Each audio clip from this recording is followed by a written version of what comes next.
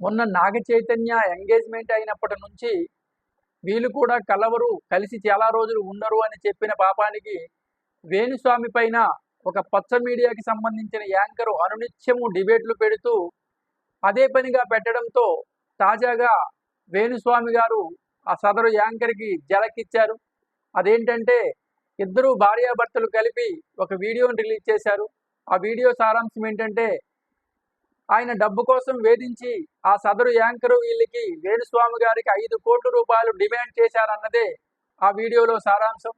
ఇప్పుడు ఆ వీడియో బయటికి రావడంతో ఆ సదరు యాంకర్ గారు కుడితిలో పడ్డ ఎలకలా గిలగిల కొట్టుకొని నిన్నంతా దాని నుంచి బయటపడడానికి ఆయన చేసే ప్రయత్నం చూస్తుంటే మీడియా పైన ఒకంత సిగ్గుతో తలదించుకోవాల్సి వస్తుందని చెప్పి పలువురు అభిప్రాయపడుతున్నారు. చూద్దాం, ఇకనైనా వీళ్ళు మారుతారేమో. లైక్ చేయండి, షేర్ చేయండి, సబ్స్క్రైబ్ చేసుకోండి. Thank you.